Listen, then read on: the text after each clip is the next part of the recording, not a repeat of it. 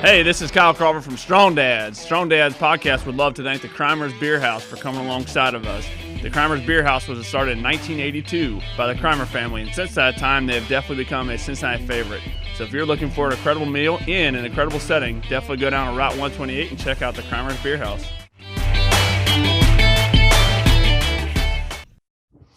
Hey guys, welcome back to Strong Dads here with Merle. We got a special guest in the house, Merle. I'm jacked for this show. You are jacked. I am. Normally I'm the guy who brings the guest in, and you kind of feel like, well, I'm second fiddle. Well, I am definitely. This is your man. You've connected. Well, usually bring some fitness guy in, and I know nothing about that world. Yeah. Kyle doesn't know the first thing about like lifting a weight or anything like that, and so normally I'm like, oh, Kyle, come on. But now Kyle's the woodworker, and I dabble in it, believe it or not. I have a shop and stuff, but I'm not in you guys' league at all. So you go ahead and take it away, Kyle. Right. Yeah. So guys, I'm really excited for our show today. Our guest is a full-time YouTuber. He actually just gave up his other full-time gig to do the full-time YouTube. He's got two YouTube channels. Get this, over 180,000 subscribers to his channel. So he's the real deal, right? Yeah. Well, I'm actually very ticked off at this point because we can't get over 100. So, at what point does this all blow up, right? So, yeah. So our guest today, he's got his YouTube channels, a glimpse inside and a closer glimpse. This dude has got videos ranging anywhere from making farmhouse tables all the way. He's a very early one of his videos on how to make Uncrustables for his kids. So wide range of skills and abilities. I would say he probably the way he refers to himself as a content creator. But he definitely dabbles in the woodworking. So that was drew me to him, reached out to him, and was really excited to have him on. So in his words, not mine, without further ado, I would like to introduce Chris Burton to the show. So Chris, how you doing today? Hey guys, thank you so much for having me on. Very much appreciate it. Doing well. Kids are off to school, and I'm here with you guys this morning before we start making some sawdust. So how y'all been?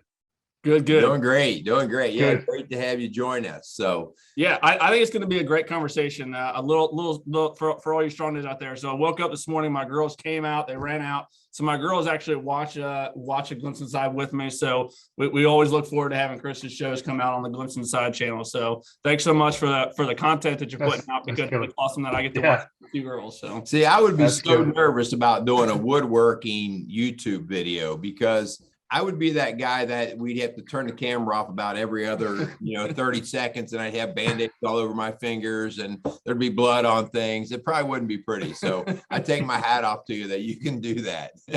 Yeah. Thanks, man. Appreciate it. Well, hey, we're going to get into the conversation. Before we do, let's thank our sponsors, and then we'll obviously we'll turn the mic over to Chris and let him share a little bit about himself. So Strong Dads, we would love to thank the Crimers Beer House for coming alongside of us. The Beer House, go check them out down on Route 128. We love having them as a sponsor of our show. Really do appreciate them. Go down there, let Mark know we sent you down there. Absolutely. Also want to thank Casey's Outdoor Solutions for coming alongside Strong Dads for all your landscaping, hardscaping, and just gift needs. Go down and see Casey. He's got you covered.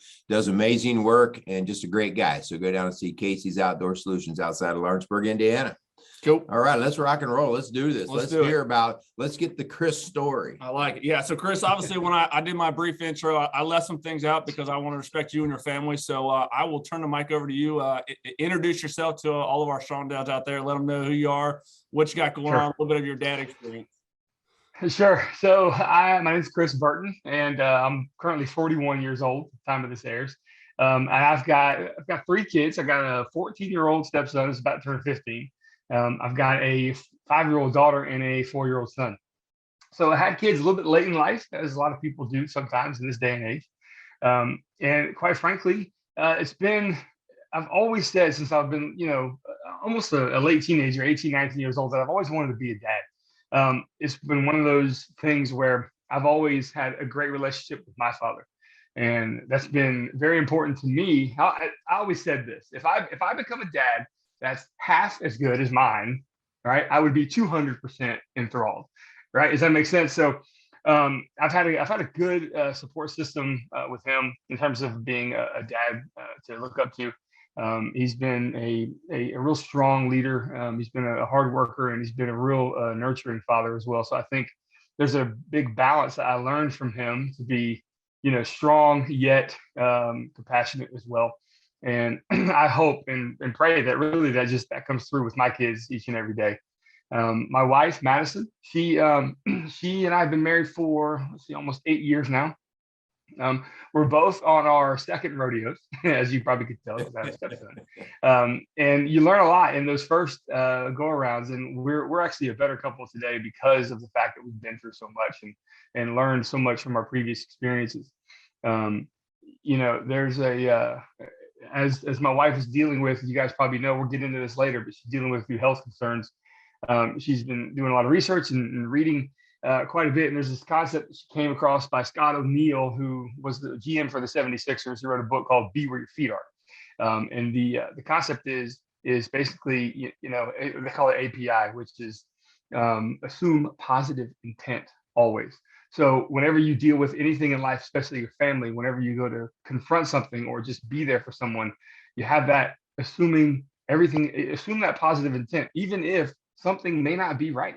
That has kind of been a big thing for us lately, but you're really wanting a synopsis of who I am. Sorry to dabble into that, but you're good. I would just say that I tend to be a father that wants to wake up every day, be there for his kids, provide for them in whatever way I can, monetarily, emotionally, whether we're playing with Play-Doh on the table or whether I'm out there doing a big commission or trying to build a business, either one. That's kind of the goal. And that's always what I've thought is kind of the goal of what a real dad should be. We have certain responsibilities in this world. And I think it's admirable if when I see dads like you guys and friends of mine that are stepping up to the plate each and every day, even though it may be difficult sometimes, as most people's circumstances are so different, but so similar all at the same time, because we're all dealing with what we have to do to get life to go to that next step, right?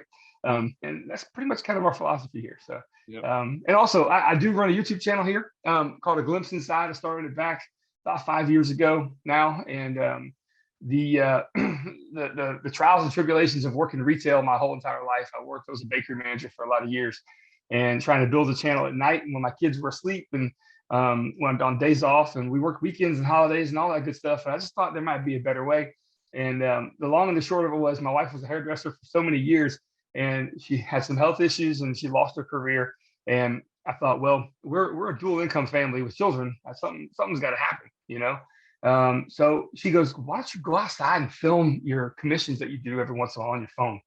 And I told the story before, but I was like, I can't do that. The phone, I need a DSLR. I need a new MacBook. I need all the stuff that all these YouTubers have, And she said, that's a bunch of malarkey. Get out there and just try it. I said, okay, fine. So I did. It took me 3 months to do that and edit a video on an app called Video Shop. And coincidentally, I still film on a phone. I still use that same app to edit all my videos, but it worked. And so over time, I was gaining like 10,000 subscribers a year for about 3 years. And then I decided that eventually, you know what, I've got to take some risks in life to make anything happen. And so I left Publix in 2019, took a little bit of an investment out from some things that I had invested in the past, and built a shop. And that shop now, it's got 1.8 million views. That took a long time to film and build, about 4 months. And I figured I would do it all in one fell swoop, just to do the shop at one, not iterations, not here's the floor, here's the AC, here's the walls. I didn't want to do that. And it was advantageous for the channel. And that video has brought in probably close to 45 to 50,000 subscribers. So wow. It's definitely helped us grow, and it was definitely worth it. As luck would have it, 4 months later, the career that I left to go start a new one in commercial HVAC didn't work. The family friend of ours who had run that business basically was dishonest about a lot of stuff. So Publix took me back as a floating assistant manager. And I did that for about a year before I pulled the plug and said, look, I got to be here for my family. Because at that point, my wife's condition was getting worse. And so she was pretty much bedbound at the time. And I said, you know what? I've got whatever it was, 130 something thousand subscribers at the time. I got to go. I got to see if I can just make this work. And we'll get into kind of the progression of that. But that's pretty much the Cliff's Notes of, from birth till now. Yeah. Well, how did you see that there could actually be light at the end of the tunnel financially? Like, when you start doing this, we don't wake up in the morning one day out of nowhere and say, I'm going to be rich by shooting YouTube video. No. So how did No, you you all of don't. a sudden start to connect like, oh, wow, this could be monetized? And like, how did that Sure. open up to you? First and foremost, I woke up this morning still not thinking that. So I guarantee it. I'll say this, a family of 5 needs a certain amount of income to survive. Okay. And let's just do a ballpark here. We're in the South, I'm in Jacksonville, Florida, family of 5. And where we are with our situation, I would say a family needs close to $100,000 probably a year to survive how we are. With everything going on with what we have, the insurance needs that we have. I mean, I've got kids with special needs. I've got a stepson with epilepsy. I've got all kinds of stuff. We have to have insurance here. So was I at that point? Absolutely not. Did I believe in myself? Yeah. And I saw enough of a trajectory with the channel to know that if I was able to not spend 50 something hours a week doing something else and dedicating that hard work to this, that I knew the belief in myself, something would give, something would happen.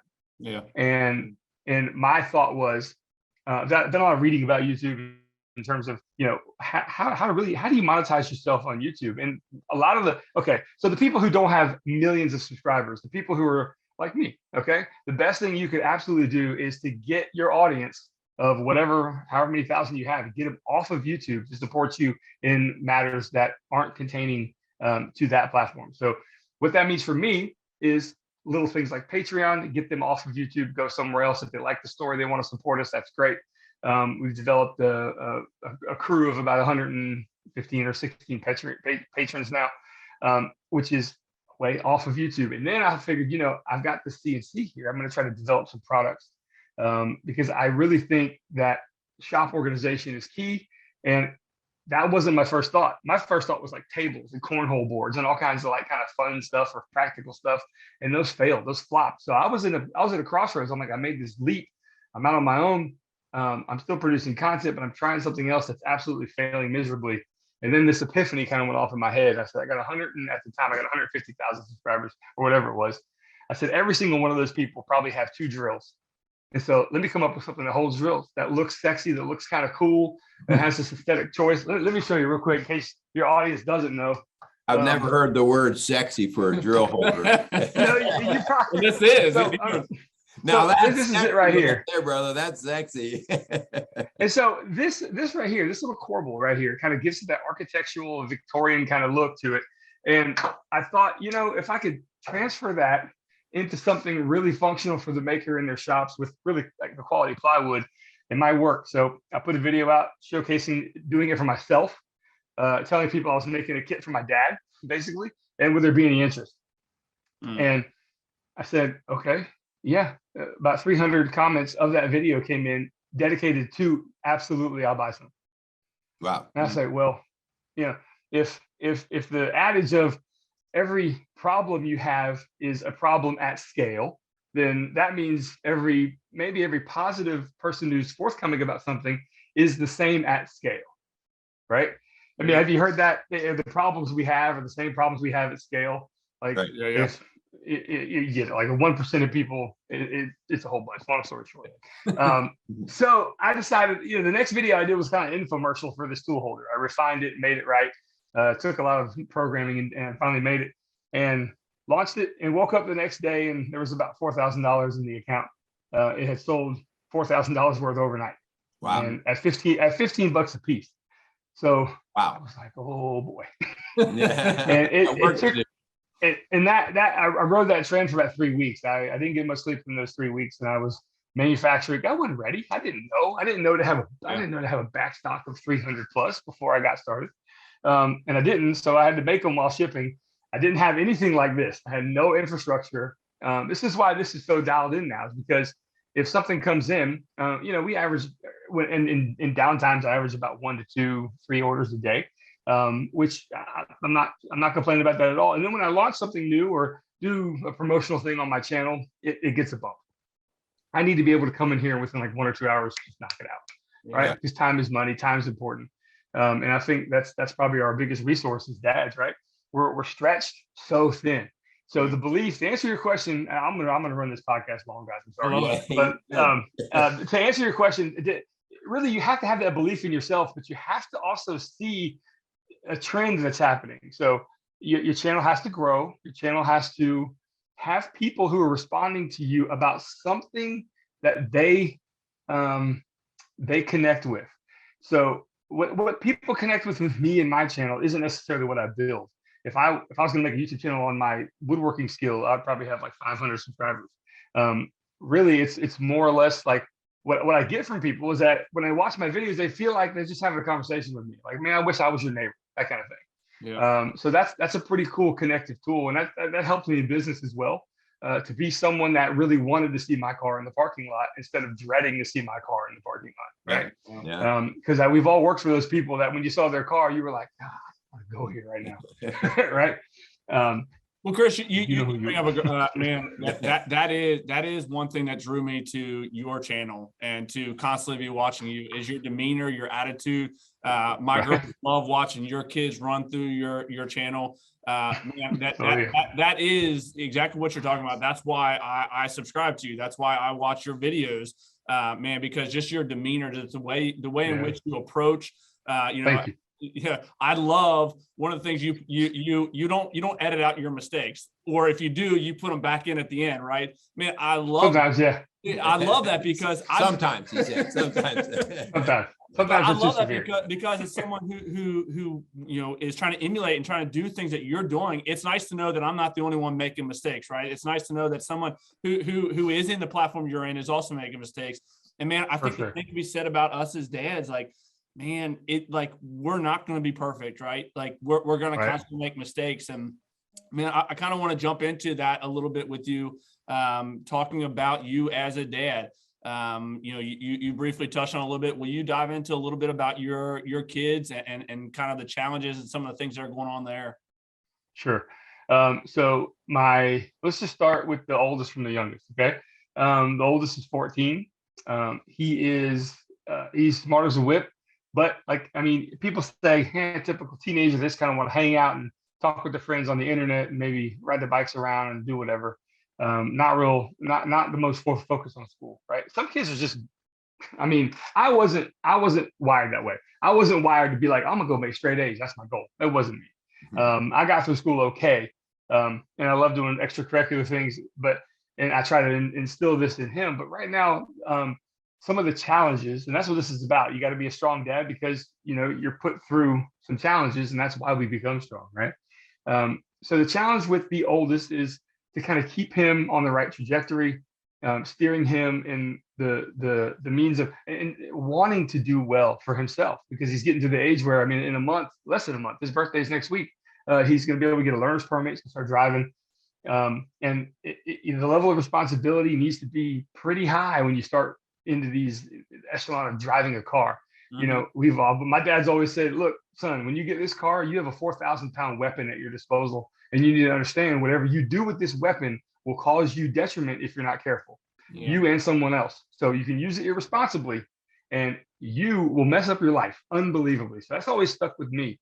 And I'm trying to get him to understand, that if the trash needs to go out, to not walk by it when it's full. Little things like that, right? We as dads, we all have kids who drop the ball in little things. It's just the way it is. And we think to ourselves, how are they going to operate a car if they can't do this? Is that the best way of thinking? Probably not. Okay. So, but you got to understand, like at that age, I was very motivated by things I wanted to do.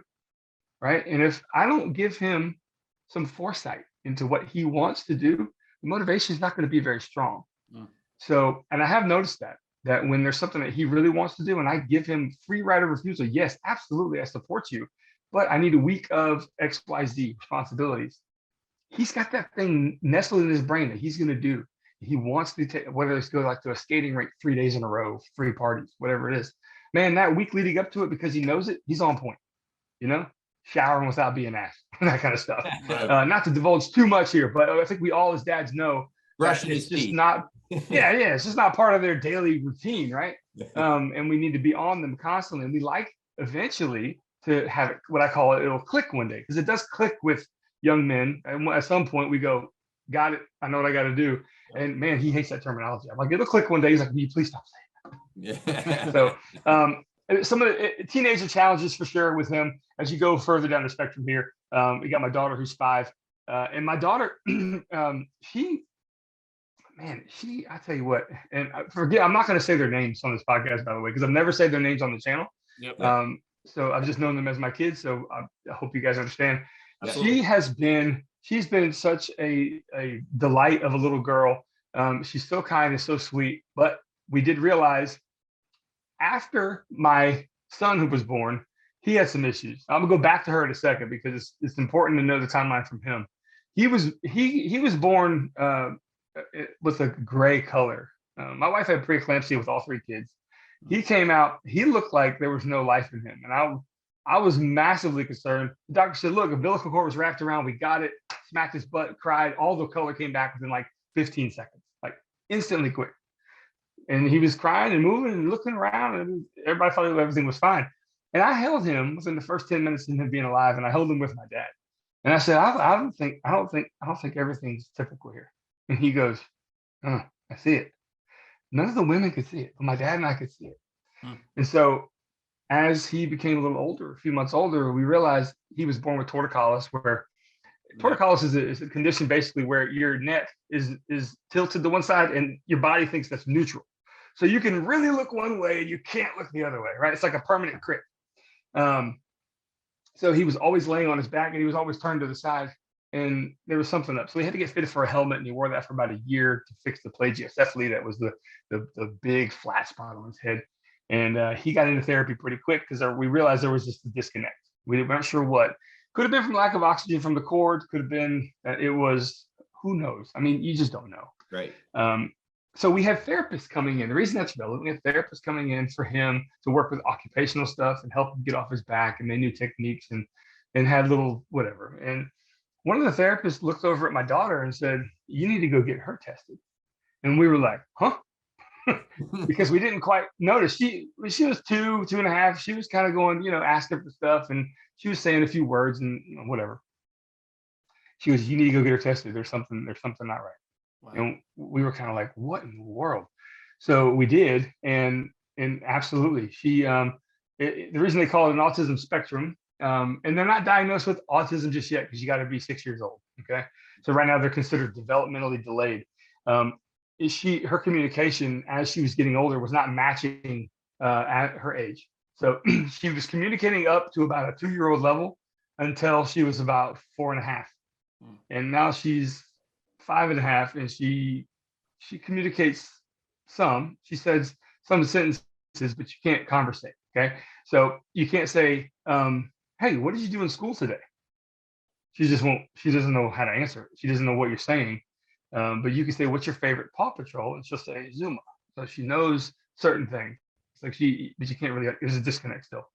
And so the challenges with that are expectations of children who can communicate, but can't communicate well, and they don't know why. That's my daughter. Mm-hmm. So to match her expectation of what's supposed to happen, it's hard to get her to come out with what she wants. And when it doesn't happen, she's so frustrated that she can't get her ideas across because she shuts down, puts her thumbs in her ears and stuff like this, and screams. And so right now, over the past 6 months or so, I'm not going to lie to you guys, it's been really tough. She, and granted, she's a blessing and she's wonderful and all that, but we can't figure out what she needs most of the time. And she's upset because we can't figure it out and she can't articulate it. So all that creates kind of an environment that's kind of eggshelly, right? You don't really know if things are in the wrong place, if a chair is not tilted a certain way, sets her off. It's so crazy. Wow. And then when she goes, my son goes because he's empathetic. He doesn't want to see her struggle. He don't want to see her struggle. When she starts crying, he starts crying like crazy, and it becomes a cacophony of like, whoo, it's pretty nuts. So those are, this is about the real struggles of real dads, right? So that's kind of what we have going on at the moment. And like I said in our talk before, you hear people like Tom Hanks always say, this too shall pass. You just learn patience, try to figure it out the best you can. And the best thing you can do in those situations is just understand that that's not what that child really wants. my daughter doesn't want the picture fitting screen. That's Right. nowhere near, right? She's got to have positive intent with this. And so, but when we get it right, it's smooth as water. Like it's great. But it's struggling to get her expectations right.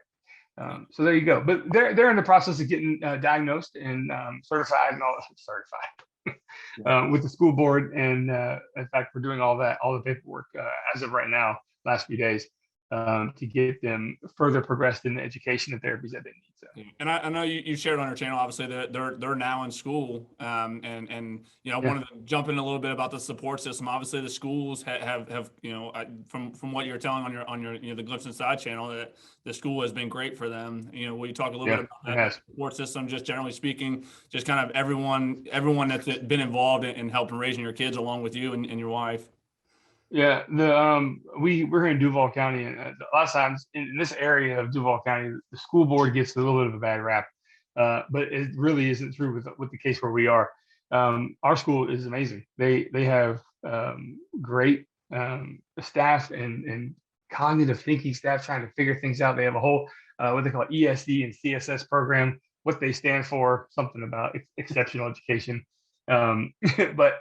My son's in the CSS, which are children who need a lot of help, right? They're nowhere near being potty trained.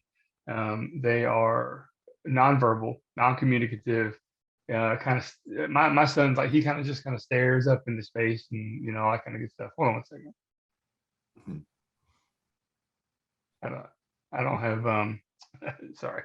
You're good. My phone for this. I don't have it on airplane mode. So long and short of it is, they're awesome, and they have therapies that help. The structure of school has helped immensely. The routine of getting up, getting on the bus. Of course, the bus comes right to the driveway. It's the service they offer for these kids, which is fantastic.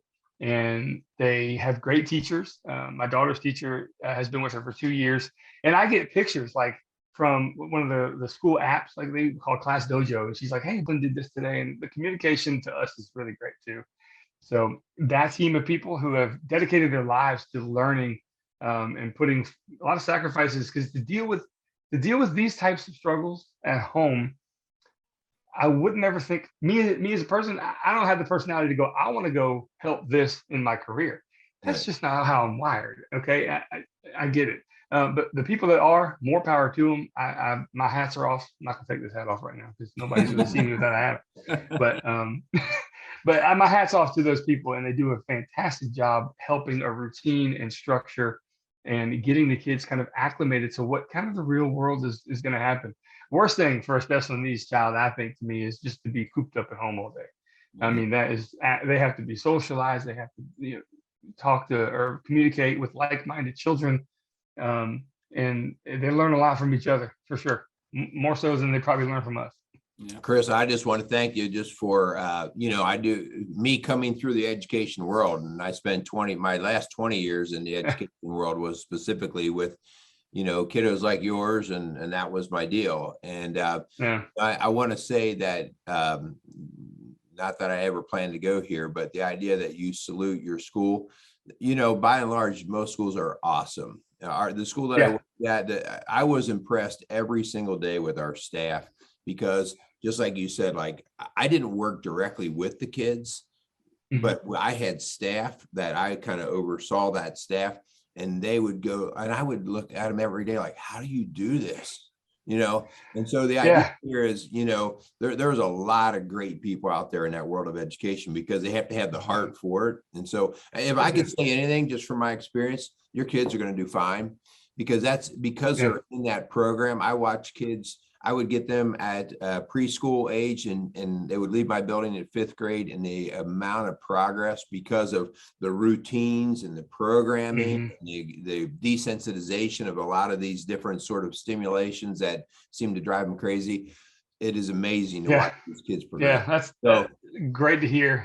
I've heard a lot of that. I mean, you know, we don't ever make guarantees or anything like that, but I'll tell you, I saw it all the time. And you know, there were many times where I'm like, man, this kid's getting ready to leave our building. He is not even the same kid that came into our building at preschool. Yeah. So I just thank you for saluting your school. And I think Of if course. because right now the narrative is all these, and I'm assuming you're at a public school because that's about the only place you can get these kind of services, that these people, they're in it.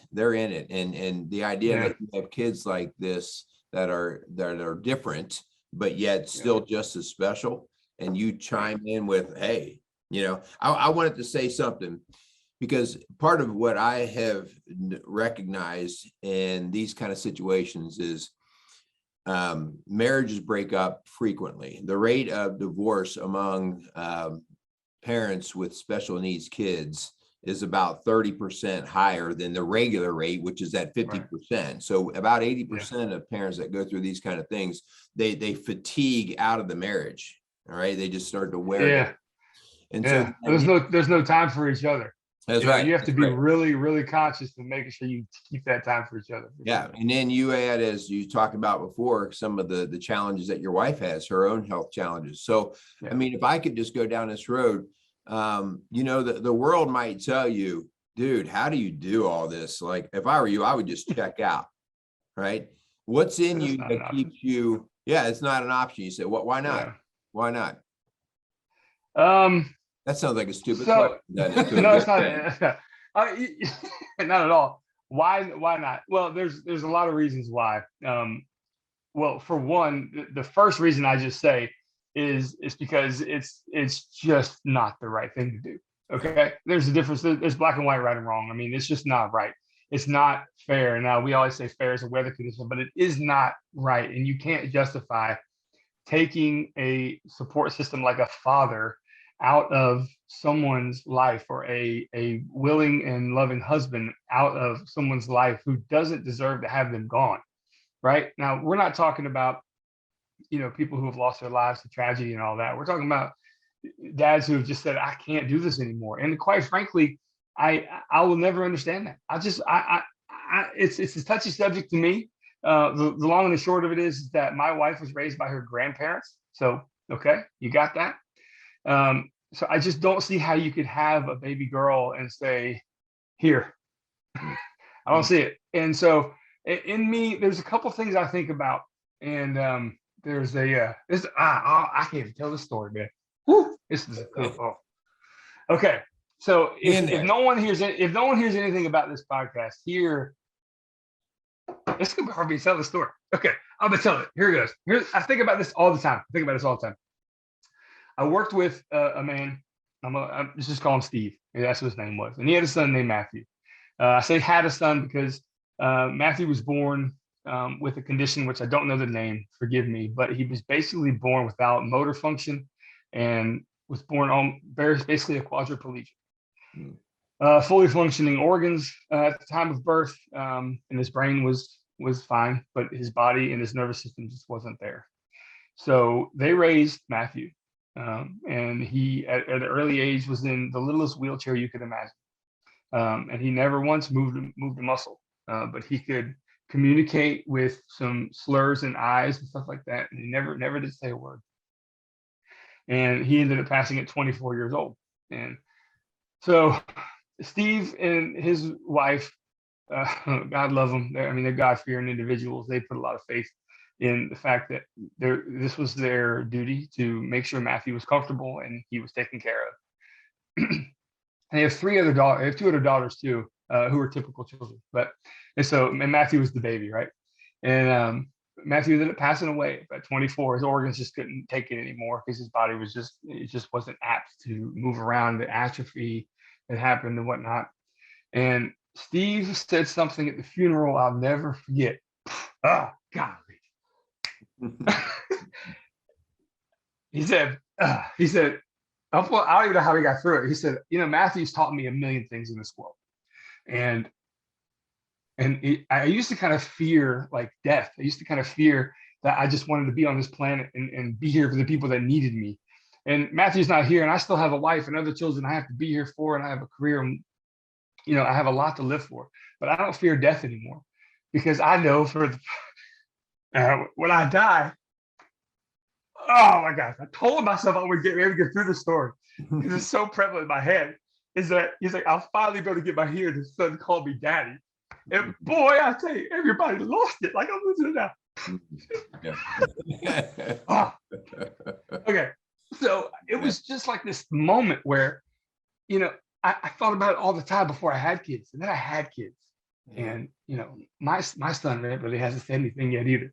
So it's one of those things where you can't, if someone can go through some like a thing like Steve did, right? That's a tragic situation. Yeah. But they looked at the best things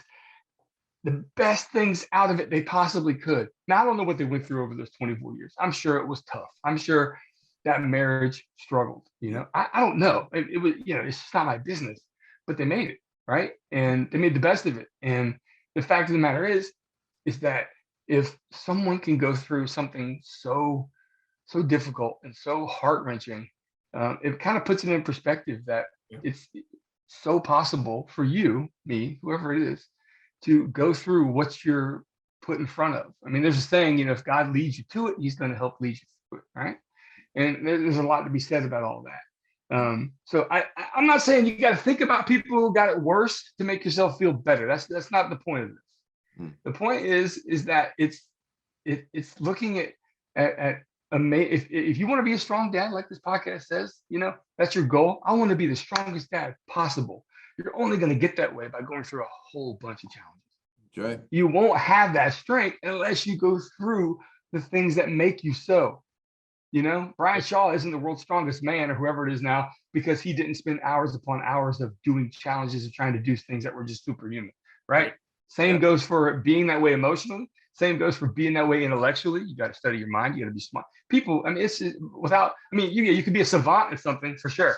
But if you're, your typical human being and you want to excel at something, you just got to put yourself in situations that make you better, and they're going to be hard. Man, I love it. I mean, that's the deal, right? Like sometimes we call ourselves a strong dad when, we don't spend time with our kids. We don't go through the stresses, and it's like, you know what, you don't know if you're a strong dad until you get the stresses. Yeah. And so, we have, of our 5 kids, we have 2 biological sons, and they're out raising their own kids now and doing their thing. And then we adopted 3 younger kids, and we thought we were such great parents with our 2 older kids because we got them at the cradle, right? We got them, and they were great kids. They're still great guys and everything, doing their thing. And we were walking around like how great we are, right? Patting ourselves on the back. And then we adopted 3 kids that came from a challenging background. And, every day we have these challenges, and I'm like, wow, I'm starting to really realize what it is to be a strong dad, because I'm not nearly as good as I thought I was. Right. But the idea is there's no quit. Now, sorry, that's not an option.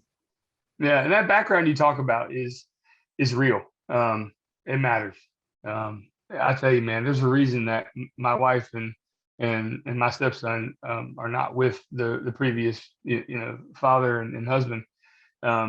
It did quite a bit of a maladjusting from 0 to 5, and that's the most impressionable years for a kid, and it still affects him today. He doesn't want to see him. He doesn't want to talk to him. You don't want. I can't mention his name. He's like, don't talk about him. Just So he actually is been trying over the last little while, like a year or so, like to reach out and say, can I help make this right? I want to talk to him. I want to figure this out. And he's like, I don't want to talk to him.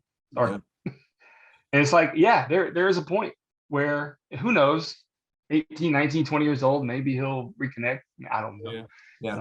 Well, none of us are perfect, right? We're all a product of our own life. And so, we're reconnected with our kid's dad, and he was incarcerated and everything else, and now he's a guy who he was a product of his upbringing of not a very good dad experience. And I think the thing that Kyle and I really have drawn from this is, if I'm having a guy that's not a very good dad, I can tell you with great certainty that he had a bad dad experience. I mean, same goes for us. Yeah, not 100%, but there's a lot of certainty that the previous dad experience wasn't good, which is being a great dad is like building trust, meaning that being a great dad, it takes a lifetime to achieve. and you can ruin your reputation in 30 seconds. The same thing with trust. You can build trust for 3 decades, and then something happens in a minute and it's gone. Very true. Yeah. And it's definitely a balancing act, and it's very fragile. But but I will say this: it's not hard to do. I mean, not for me. I don't find it challenging to be a good dad. I find it challenging to maintain a level of fathership that these kids deserve, because their challenges are their own struggles, and I'm going through those with them, right? And not to say I don't have my own. Sure, I got my own struggles, big time, man. I mean, there's no doubt. And a lot of dads deal with this, and they feel like, if you're a dad out there speaking from one to another, that feels like you have so much on your plate, and your family just keeps adding peas to the plate, and they keep falling off. You got this massive, big responsibility that you're almost forgetting to put the oxygen mask on yourself when the plane's going down. Meaning, like, I don't do the best job of taking care of my health. I don't. I'm a little stocky. I need to make better decisions. I've been doing so lately, but it's been a struggle my whole life. And you would think having children that need you, 100% need you all the time, would be a motivating factor, but it's tough, man. It's tough. So that's the biggest struggle for me, is knowing that I have to make a lot of sacrifices and wants and desires for me to be there. And I'm still struggling with that to this day. So where does that fit in for you, Chris, man? Like, obviously, as you're speaking, your kids take a lot of your time, which obviously you're fully committed. Your heels are dug in. You're in it with them, right? And you spoke a little bit about your wife having some health issues as well. Where do you personally, obviously, you have a woodworking channel. Where do you personally find your joy, your ability to wake up and be energized and ready to go? Like, where do you personally find that? Honestly, it's in seeing things become better than they used to be. I'm a big proponent of trying to make progress in whatever you do. You wake up and you have a whole day. You have a whole day to accomplish things, and they could be tangible, they could be intangible. But that kind of gets me kind of going. Look, my goal today is to, like, let's just freshen our mind, right? Last week, this place that I'm in right now was full of just nasty old antique furniture from an old business. It was like, infested with like mice. I mean, it was crazy. This has been neglected. And I said, I'm giving myself 7 days to make this a completely livable space. And now I can sleep in it. It's comfortable. It's insulated. It's walled. It's sealed. The floors are. It's amazing. So, I personally like setting goals that aren't too lofty and trying to achieve them and seeing them come to fruition. Whether it's, today we're getting Play-Doh set on Amazon, and we're going to make My Little Ponies on the Paw Patrol table today. And boom, there it is. There's that kind of thing. She's like, "Is Prime here?" I'm like, "Yeah." She goes, "Yes." And so we go get the Prime, we come in, and those little moments are actually really cool for me. And I try to always think about, there's always going to be something that's really going to be enriching, but you got to kind of start that yourself. You got to order that stuff. You got to order your own Play-Doh. Yeah, I like that. That's good. Yeah. Order your own Play-Doh. Yeah, get your own Play-Doh. Love it. I love it. Hey, Chris, we haven't really talked too much about it, and not that we got to keep piling on the peas onto your plate, right? Will you talk a little bit about your wife and some of the difficulties, some health concerns there? Sure. Background real quick. Met in 2012, 2013. Long story short, she was kind of the hairdresser of all of our friends. I never met her because I saw the same lady, for the last 30 years. And people are like, you don't know your wife? No, what the heck? I'm sure my wife did. But the long and the short of it was, when we got together, I mean, we had a massively active lifestyle. We were working out in the gym. We were doing mud races. I was in the best shape of my life. I was, in the 1,000-pound club with the bench, squat, and deadlift and all that. And I've got 8 screws in my back. I've had 2 back surgeries, and I was still in that good of shape. So she was just full of energy and life and vigor, and it was amazing. I mean, she was cutting people's hair. People loved her, and I fell in love with her. And she was just this rock star. And we went to Jamaica on our honeymoon, and then she passed out on the plane, like in the middle of the aisle. And I was like, "What in the world?" And she's like, "I don't know what's wrong with me." And she kind of came to, and we had to go through customs in a gurney. She was like in this gurney thing.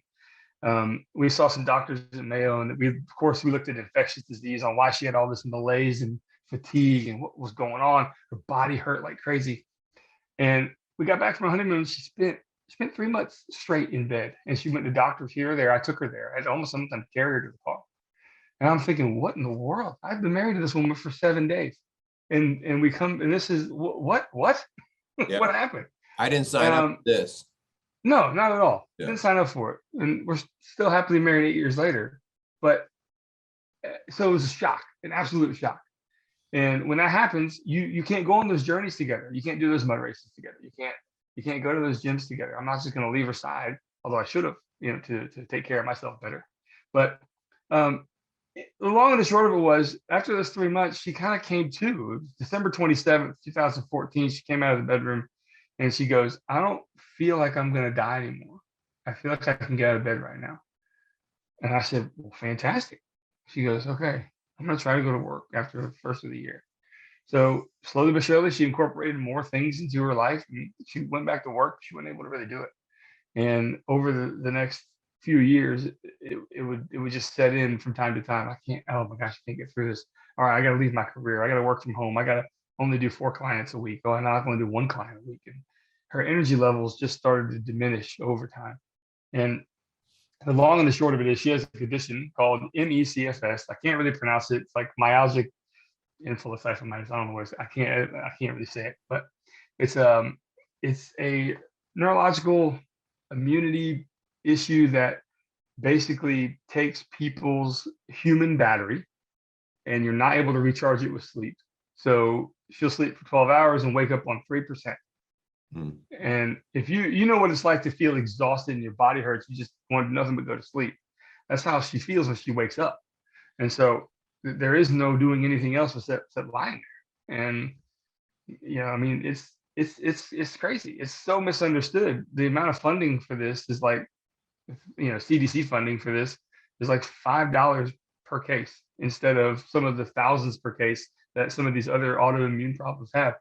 The only saving grace that's come with COVID is that there's this thing called long COVID. You've heard of this, where people had COVID early on and they just can't get right. They just feel malaise and stricken with, well, that's exactly what my wife has. But she had a bout of Epstein-Barr virus years ago that caused the same thing.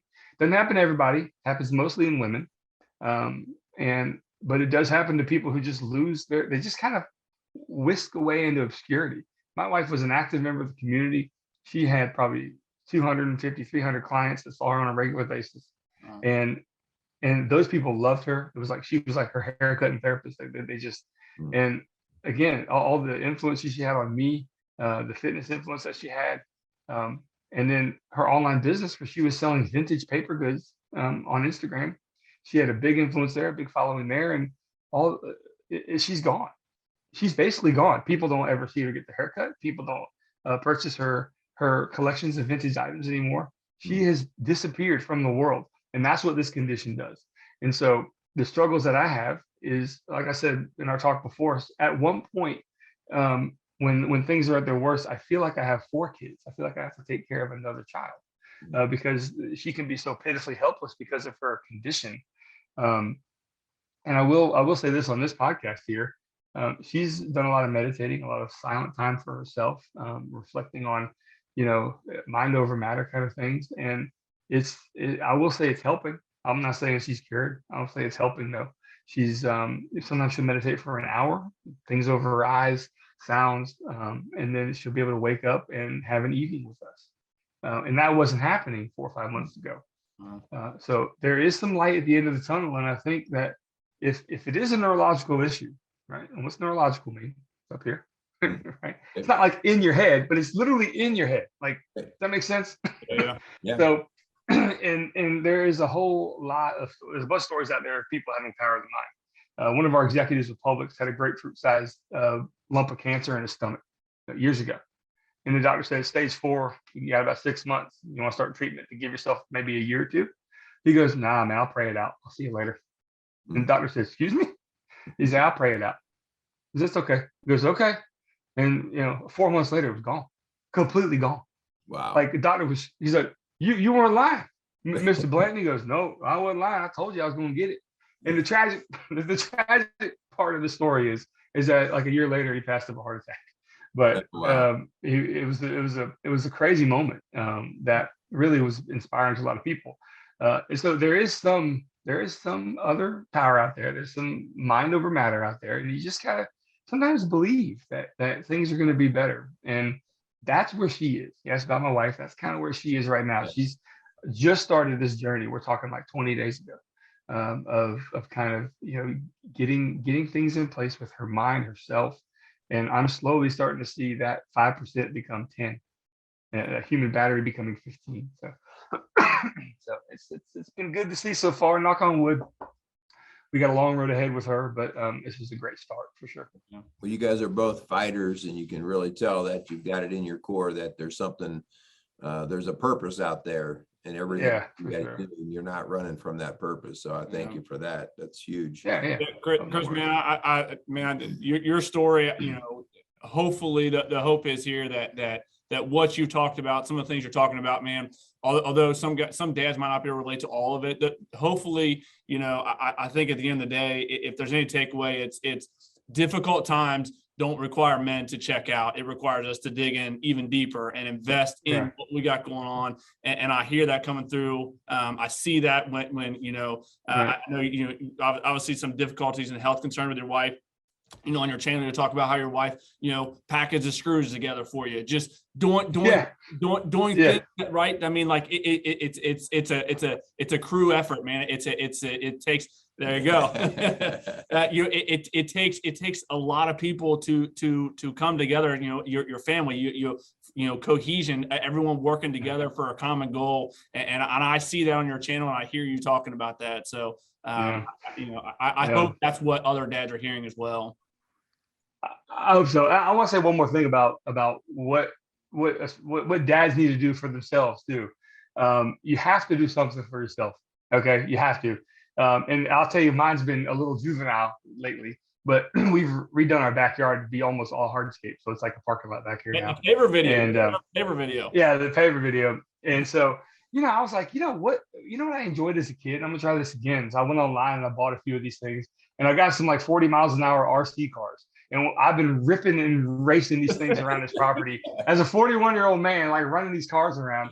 And it is like this like juvenile primal, like, oh, did you see the air I just cleared? And you saw the car on the video. But that every once in a while, you have to kind of just take something for you. And I've said this before in other podcasts and other videos too, that, also your success on what you're doing in life is based upon what you're doing with the time that's not required by something else, right? And so everybody's got it. Some moments in each day for themselves. Everybody, maybe not a whole lot, and some days are better than others. But take those times to either do one, build a business, or two, race an RC car, or whatever you want to do. If it's in learning a new craft, you have to take that time for you to make sure you have small victories for yourself that make you smile. For sure. Yeah, that's good stuff. Good. Yeah. All right. Well, Chris, man, I've just really gotten a kick out of just learning to know your story and just get a kick out of how you approach things. You really bring a very authentic, down to earth approach to life. And I think that's why people are attracted to you. You get what you get with Chris, right? Yeah, it's true. When we were at WorkFitCon, I was meeting a lot of people. It was different this year. A lot more people would come up and say, "Hey, man, your story's great. Appreciate watching stuff, blah blah blah." And I love it. I've been approached in the world, like at IKEA and places. Hey, love your channel. I'm like, oh, this is crazy. I will sit and talk to anyone, and the feel is that I got from a lot of those people were like, "Man, this is exactly the same. This is crazy." Yeah. Like I thought this was like an act you did. No, it really isn't. It's just kind of how I am. Yeah, you didn't rehearse it. It's been enriching. I say, besides having kids, starting a family, the growth of this channel and the support that the people have shared over comments and meeting people over the years has been the most satisfying thing that I've ever done. Yeah. Besides building a family and being a dad, it's been so enriching and so enlightening that it in and of itself, that is the motivating factor to keep it moving. For sure. Yeah. Absolutely. I love it. Yeah, Chris, man, I know you talked a little bit about, odds and stuff. I want to give you the opportunity. What message, what encouragement would you want to, send out to other dads out there who maybe or may not going through different odds and stuff that you go through? What is a message or encouragement you would like to leave for all of our strong dads out there? Dealing with kids, I don't care if they're special needs or not. dealing with any relationship in your life. It doesn't matter if they're old or young or whatever. There's one thought that if I really think about this quite a lot, I have the most success with most outcomes, is to really seek to understand people's situation before you make sure that they understand you. If I can relate and see where someone's coming from, I have a better understanding to resolve that conflict, resolve that whatever it is. And we're speaking of things that maybe need resolution, but in layman's terms, seek to understand before you're understood. And that goal, that synopsis of a thought is really something I try to remember a lot. And my wife will tell you that I don't remember it a lot. Okay. Because I'm a fixer. I'm a make it work kind of guy. I'm a fix it in the moment. Like, what's wrong? Let's fix it. Okay, whatever. And that's not how most of the world handles things. So it's been a struggle for me to back up, see it at 30,000 feet, understand the situation, and then objectively move forward. So, and that will come across, if you're able to do that restraint and moving with purpose, but slowly, that will come across as one of the most admirable traits and the strongest traits that dad can have. And you become so trustworthy if you're able to articulate resolution with purpose and understanding. Wow. Perfect. It's almost like you wrote that down and rehearsed it. No. That's good. No. You did. You know what I would like to do, Chris, if it's okay with you, I don't know why, but I'm feeling just led to pray for you and your family and your wife. Thank you. If you'd be okay Thank with you that, I'd like to do with that. Absolutely. Yes. Right. Dear Heavenly Father, Lord, man, you have shown us a man today through Chris that is a guy who's got a genuine heart and just wants to be on purpose as you have gifted him with the talents and the ideas and the energy and the outlook, Lord. And I just pray now that you would bless him and his wife and his kiddos, Lord, that in his business endeavors, Lord, that you would provide and take care of all of his needs. Lord, I pray that our message today is one that reaches out to all of us strong dads out there as we try to get out of our own way and let you do your thing through us. So, Lord, I thank you for Chris. I thank you for his passion. I thank you for his work. In your son's name we pray. Amen. Thank you, guys. Yeah, good deal, man. I hope you guys out there got something from this message. Thanks so much to Kramer's Beer House, Casey Outdoor Solutions for coming alongside of us. Really do appreciate them. Chris, man, keep going out there, making videos so my girls and I can keep watching them. I love it. For sure. Yeah, I really appreciate being on the show today. Yeah, thank you, guys. I really appreciate it as well. Yep. All right. We're going to thank our sponsor real fast. I already did. Oh, did you guys? You pay attention to I was just thinking about other good things. All right. Thanks very much. And hey, we will now be an avid follower of A Glimpse Inside. Yeah, we'll put your link in the description down on YouTube. So thank you, guys. And I'm going to share this as well. I'd like to see most of my audience, if they can get a hold of this. If you're, I think it's definitely, you guys are an inspiration to a lot of people, putting yourselves out there to communicate to us that, and sharing our stories is, no one would know this if it hadn't been for your efforts putting this together. So I can't thank you enough. Yep. Really appreciate it. Go out there and meet some strong dad, guys. Casey's is a premier garden center and gift shop located in Lawrenceburg, Indiana. Casey's offers a wide selection of plants, landscaping materials, home and garden decor, and gifts for every occasion. Casey's is committed to providing exceptional service, a unique shopping experience, and value to every customer. Stop in and see what makes Casey's so unique. Located at 21481 State Line Road, Lawrenceburg, Indiana, or call 812-537-3800. Let Casey's help you add beauty to your home.